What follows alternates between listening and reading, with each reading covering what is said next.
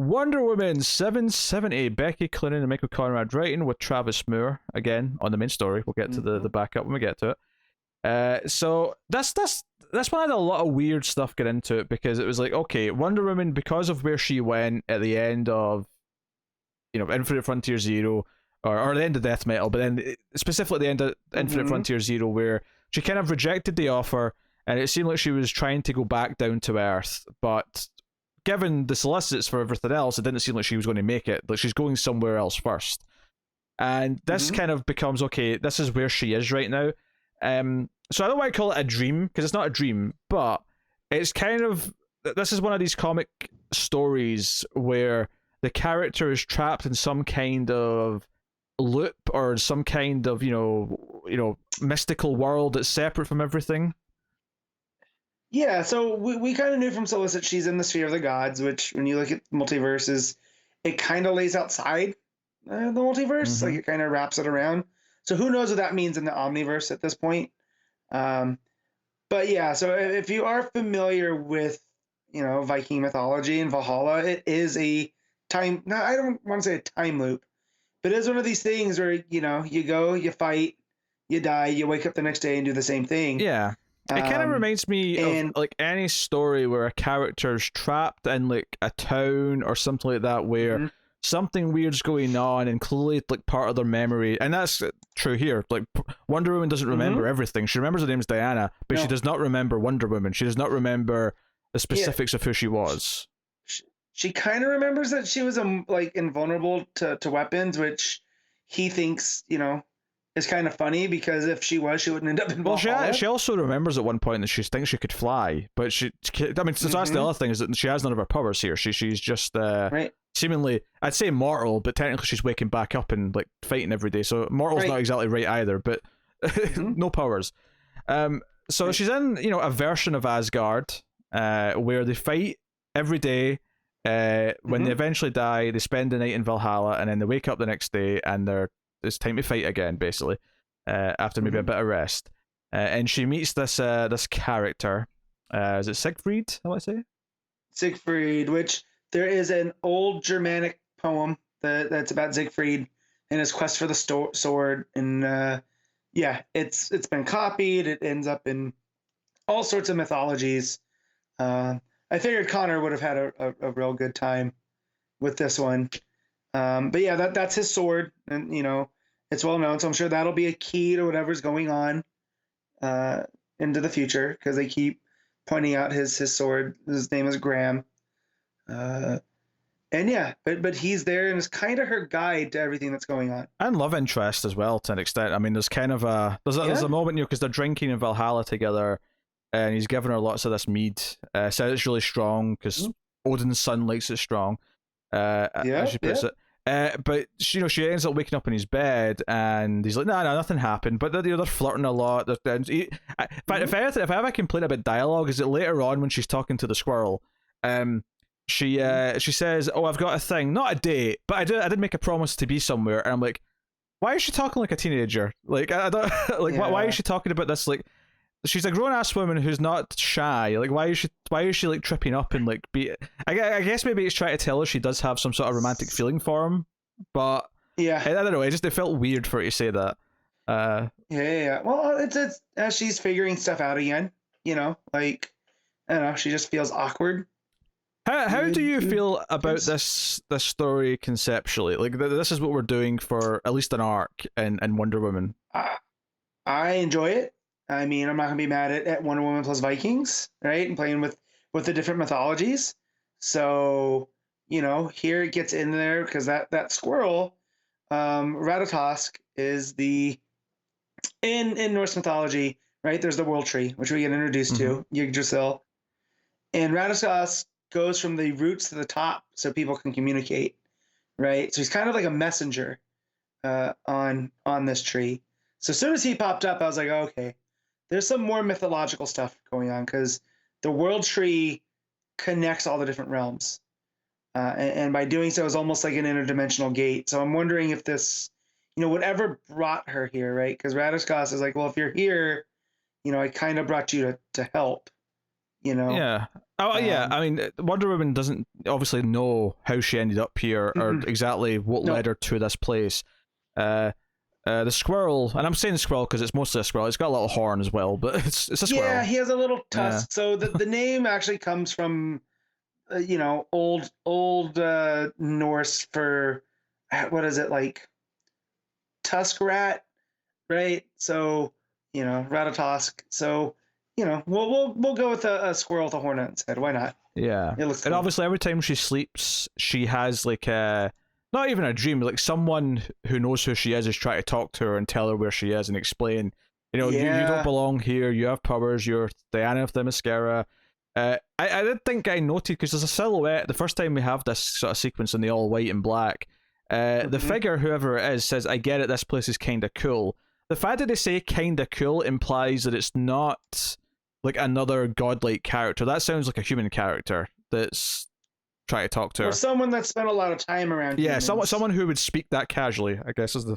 and that's why I'm thinking, like, whatever this is, it is in the sphere of the gods. We're going to see not just the Viking mythologies, we're going to see them all play out. And if this is someone like Hercules or a demigod like that, that's, kind of like Diana, I think that would be cool. But it does seem like it's someone familiar. Yeah. With the way that they're keeping it in silhouette. It looks like a guy just based on the silhouette, but I mean, again, it's just the phrasing of the dialogue. It's kind of, again, it's kind of cool. It sounds very casual and very kind of human. So, like you say, it could be someone who's just gotten comfortable with humans, but isn't a human necessarily, or is a human. So, I mean, we'll see either way. Because it's funny, because I think the art's really good. I think it's very well detailed. It's expressive. Travis Moore's art here is maybe some of the best Travis Moore art I've seen. It's really good stuff. I think the story flows well enough, and I think it went in at a nice pace. I found myself into the comic bookiness of the whole thing. The core concept though of her like going through potentially multiple like different places like Asgard, and like almost like a dreamlike sort of state where she's going through different phases before eventually getting out and back into the real world. Like, I have to admit, like, nothing in this issue bothered me, but when I think of that in a sort of long-term plan, I'm like, I don't know if I'm that interested in that as a concept. Like, that's the difference between you and me. Part of me goes, are we really going to be doing this kind of, she's trapped in like a limbo for, arcs and arcs? I don't think necessarily trapped in. I do think that whatever led her there is because the world tree is sick. Right. Sure. And the world tree is this connection between other realms. I feel that's why she's there, because they felt like, this goddess of compassion is the one that can solve this for us and almost fix the sphere of the gods, whatever it is. So I'm here for that, because it's balancing all the elements of Wonder Woman that I like. Right. It's got the mythology. It has her as kind of like this, not quite a warrior, but like this, kind of paragon of virtue that the world tree could reach out to, or whatever it is. As long as it doesn't start going into the kind of sci-fi more, because I tend not to like when Wonder Woman edges into the sci-fi. And when you think about like the multiverse and omniverse and where that fits in, I just hope there's not like a bait and switch there. As the more we get going. But no, I really enjoyed this. I mean, I enjoyed it well enough. Like I think it's a solidly told comic, and the art, like I say, is very good. There's moments where they're kind of flirting with each other and they're smelling at each other. I don't really like this guy that much because he's kind of just generic pretty boy in a lot of ways. But yeah, I mean that's kind of the archetype of Siegfried. Yeah, but like from the Eddas. But I don't. So like the art's very good. It flows well enough. The battles are fine. Like it's kind of one of those things though where it's just more of a long-term conceptual thing where the teasing of where things are going and whatnot, because the ending here, of course, because she couldn't see him, she couldn't find him in the hall of Valhalla, right towards the end of the issue, and she goes looking for him, goes back out to the squirrel in the tree, and all that. And basically the squirrel says, The Valkyries never came from at the end of the battle that they're supposed to. The Valkyries are disappearing, and this might very well, be connected to the World Tree dying. So and then Siegfried gets up, but he can't. He can't see. He's lost. He's in like a fog, and he kind of like. I don't know if it suggests that he's actually consumed by the fog. Right. It kind of looks like he might be because his text is like disappearing. He's like I'm cold, help me, Diana, and he's kind of the green smoke or the green mist. I hate to be I don't want to be a downer because I actually think it was fairly well told. I just conceptually I'm less excited about this, and I'm already like part of me is going. Couldn't we have had just like couldn't Donna Troy have had if we have to have Diana gone for like 6 months or a year? Could we not just had like Donna Troy stories for a year instead? is my feeling. Yeah, but we're getting a Yara Flor series. We are. I'm looking forward to that. Yes. If this is my bargain, right, that's fine because I'm way more excited for Yara Flor. But I'm not mad at this. Again, this one issue in, I can't, it just. I'm not saying it's like 1-to-1, right? But how I feel conceptually about this is very similar to what Nightmares was to Batman, like Tom King's run. Like it's kind of the similar vibe of like, oh, we're going through a different, and it's not a dream, but kind of the same feeling of disconnect where I'm like, oh, okay, so we're going through these various worlds, and maybe it's all important, maybe it all matters, but Wonder Woman not remembering who she is exactly and having to rediscover herself. Like, I don't know, I feel like I've done that beat so many times in comic books across different characters that I'm just kind of like, you know what, conceptually I'm not excited by this, and I'm happy to read the next issue because I think this read well enough, and I'm in for the art, and I want to see what happens. I'll see where it goes. But conceptually here, I'm just kind of like,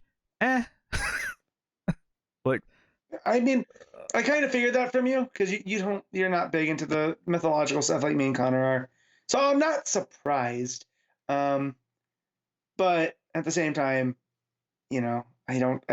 people's taste is people's taste. I do think there's a distinction though, because it's not like she's actually just went to actual Asgard, and this is because this whole looping thing where she's like dying and coming back. This is not just in straight up Asgard though, right? Yeah, no. That's Valhalla is Odin's. That's his hall, right? And so all the best warriors end up there. That's what the Vikings are striving for. That's why they're such fearsome fighters. Is like if they died a good death, they got to go on there. Like their afterlife was more of this, right? So, and in that, until Ragnarok happens, which is their end of time, their Armageddon. Hold on. You're down a path here. So you're telling me that she's not in Asgard and she's just in Valhalla the whole time? No, so Valhalla is in Asgard, right? Asgard's a realm, right? Valhalla's in that realm. How is Valhalla in the same place as Asgard? Valhalla's where they go after they die. Right, because it's mythological, and so Valhalla is where humans go, right? They go to Asgard. So these Vikings came from mythology. Earth, stupid, right? They came from Midgard. This is stupid. Okay, no, this is mythology, man. This is stupid. This is what works. Hey, well, that's fine. So, but I'm here for Wonder Woman, and I'm getting a story where she doesn't remember who she is. And see, you're making me sound way more negative on this than I actually am. But no. Because and this is how I took it, and I might be completely off. When they're going through, right, each rebirth or each time she dies and wakes up the next morning, she's losing a little piece of Diana. Mm-hmm. So as far as we don't know how long she's been going through this, right? Like she could have showed up there and was like, whoever pulled her there was like, hey, I need help. And then she got wrapped up in it, right? Because she's not technically Wonder Woman anymore in this realm. I actually don't get the impression she's been here before we start to see at the start of this shoot, because she seems to remember things after each loop, after this first time we see her. And I think when she's warned that each time she dies, she's losing a bit more of herself. That's just the start of the process, because it's like, okay, so the potential for her things to get worse as she keeps dying and looping. Right, but you're talking about I'm trying to ease your, her not remembering who she is, and maybe we've done this type of stuff before. I'm just saying maybe it could be revealed that we're coming at her in the middle of this at this point. Maybe.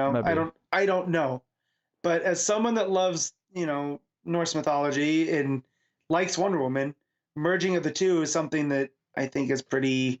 I don't want to say bold because it's not. I Bold, guess, but it's something I haven't seen before, right? And so to see their version of Thor show up here, like murdering a troll, like that's directly from the mythos. This isn't Marvel's Thor that we're all so used to now.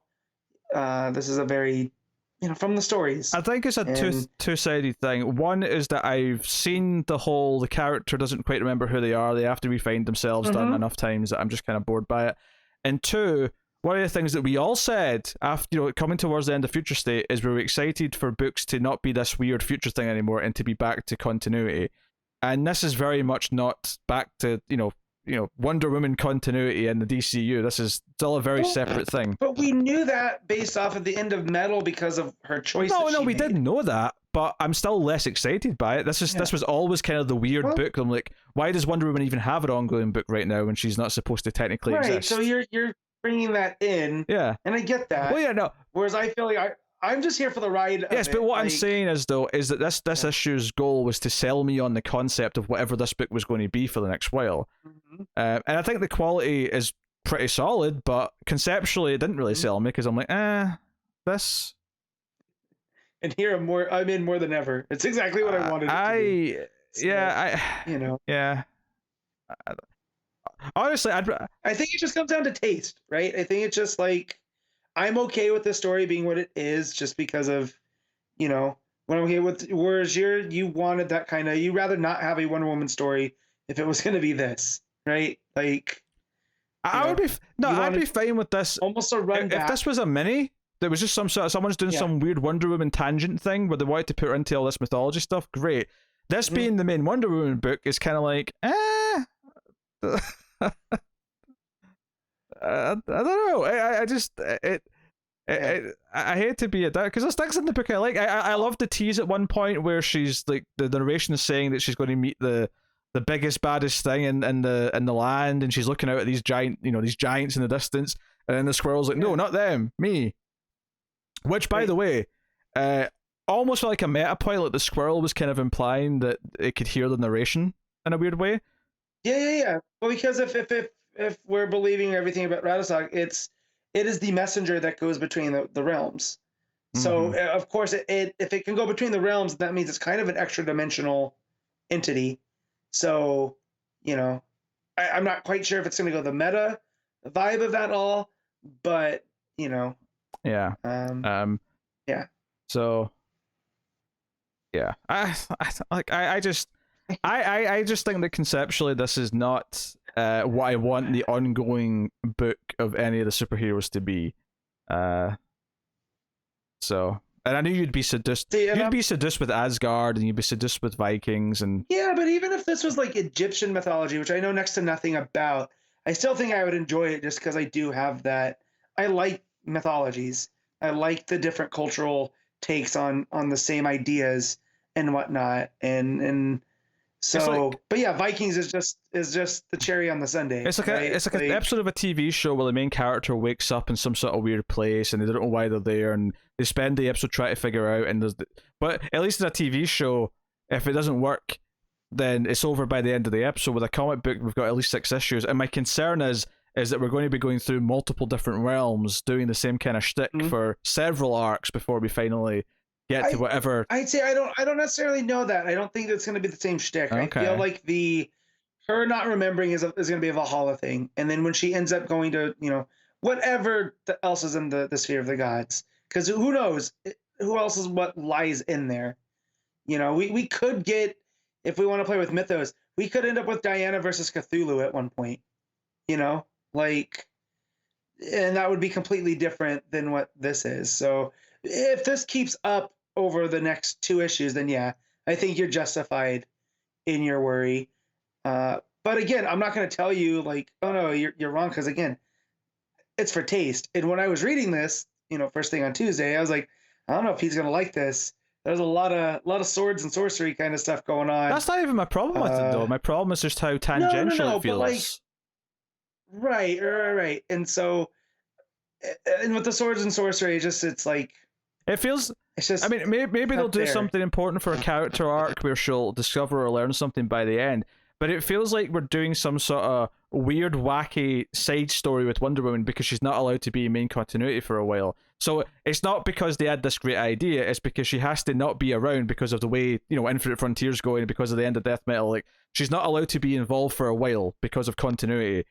And because of that, they've had to come up with some weird thing. So, and maybe the weird thing will be fun for a lot of people, but it didn't come from a place of, no, this is a story we have to tell with Diana. It's no, Diana's not allowed to be here, so we have to come up with some sort of weird other thing for her book to do until she's allowed to be back properly.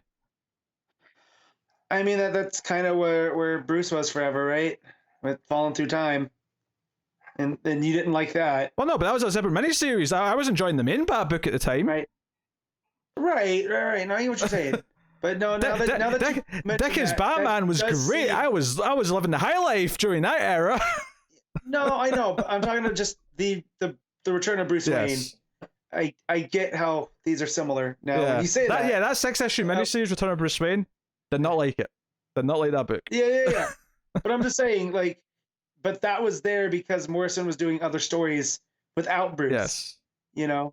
So because of how Final Crisis. Yes, this is Return of Diana, and it's not as bad as Return of Bruce Wayne as of yet, but conceptually, I mean, that one did have caveman Batman, running around in that first issue. So. Yeah, and it was tedious. It was tedious to get through. Just get to the point. God damn it! This is Return of Diana. It's not as bad as Return of Bruce Wayne as of yet, but conceptually, a lot of the reasons why I don't like those types of side stories where they don't know quite who they are and they're traveling through time. It's not that I don't love time travel, and it's not that I don't necessarily love characters being in new situations. But it's just I don't know. It's a trope that I'm just not, and it's. See, this is the thing. All my feeling at the end of this issue was like, shrug. It was pretty decent for what it was, even though I'm not in love with the concept. Having to sit and talk about it has made me dislike it more. Because you're making me explain things. Like you're making me explain things, and it's going to be worse when Connor's here, because Connor's going to sit there and jack off into a cup as he's talking about this book. I know he is. I know what he's like. So, it's going to be that stupid King Arthur conversation from that Superman issue all over again. Well, just wait till I start talking about him off here with Once and Future. I can know that. I don't have to chime in on that though. That's fine. I could just forget that exists. Yes. All right. What are you rating the main? I'm giving this an 8. I like it. It's my Here's the thing. I'm still giving it a 7. I think it's a perfectly solid told issue, with good art. It just conceptually, I'm not necessarily in love with the idea of that this is what the book's going to be for X number of issues. But I'm still in for now. Mm-hmm. We do have the backup as well, though, of course. As I race through it to get to the credits page, Jordi Belair writing with Paulina Ganacho on art. Apologies, I'm butchering your name. Sure. I will say I'm not a fan of the art in this backup. I don't really like this story. You know how you're kind of like with the people falling through time? Yes. I'm just kind of over young Diana right now and all of the stuff on the island. Sure. And I get they want to show us the island. Sure. I have to admit, see when Wonder Woman 84 came out, obviously that movie has so many more problems that are actually way more of an issue, but I do remember having this kind of groan at the start when it was a Themyscira flashback of going, okay, I get it. Themyscira, like, we always go back to Themyscira. It's like, it's overdone. Yeah. And that's why, again, I bring up the Rucker run all the time, but to me, that's the iconic Wonder Woman. I like that he in Rebirth had made, like, Themyscira this unattainable place, right? Like, she couldn't go back, so you couldn't just constantly lean on it. And so I understand them wanting to go back and tell stories of her childhood, but I'm kind of like, I don't know. This is fine for like an all ages kind of book. Yeah, it's Diana riding her. The Adventures of Young Diana. Yeah, it's Diana riding. But that's not my thing. It's Diana riding her kangaroo. Jumper. That's basically. I actually was shocked at the end when it said to be continued. I thought this was a one and done. I thought this was just a little 10-page romp of her riding their kangaroo. But Diana feels that she wants some responsibility. She doesn't just want to learn things anymore. She wants a purpose, and she's told at the end she's going to get to learn to be a storyteller. She's now going to tell the story of Themyscira. I will say this, when we come back to read the next issue of Wonder Woman, I will not be reading the continuation of this backup. I was not into this either, if I'm honest. I didn't hate it. Like, it didn't make me angry, because, like you said, for something to hand, like, a small child, like, to say hey to, like, a 7-year-old, this is a perfect little fun thing for them, but didn't do it for me. Yeah, that's what I always talk about when people get so mad at the all ages line or the young, young readers line. It's like, well, they're not for you. Like, and that's fine. So I'm not mad at it, but I didn't enjoy reading it. Just like I don't think I would enjoy reading some of that, young adult more featured stuff. And I think it comes down to a lot of the art too. I'm not a fan of this overly kind of cartoony. I mean, I can sum it up in a phrase. I hate anime eyes. You're not wrong. I'm along the same lines. I'm not a fan of that style of it. And but just like, it's cool they brought Jumpa back, because that's a weird golden agey element to Wonder Woman that we don't touch on too much. But yeah, it's just okay. If you liked it, cool. I'm glad you liked it. But like Pete just said, if this is the continuing backup for the next issue, then I'll probably just skim over it and Yes. What are you rating the backup? I'm gonna give this a 6.5. I'll give it a 5. Not super low, just straight down the middle, because it just really is not for me. It's inoffensive though. There's nothing like upsetting about it by any means. So book as a whole, Matt. Let me do my math. I think it's a 7. I give the main story a 7. So I'll go 6.5. I'll take off half the point for the backup. What's weird though is that when I read at the next issue and I don't read the backup, I'm not even going to acknowledge the backup when I'm considering my score. It'll just be whatever the main story is. Maybe that doesn't make a lot of sense, but that's how we're doing it. So that's how we're doing it.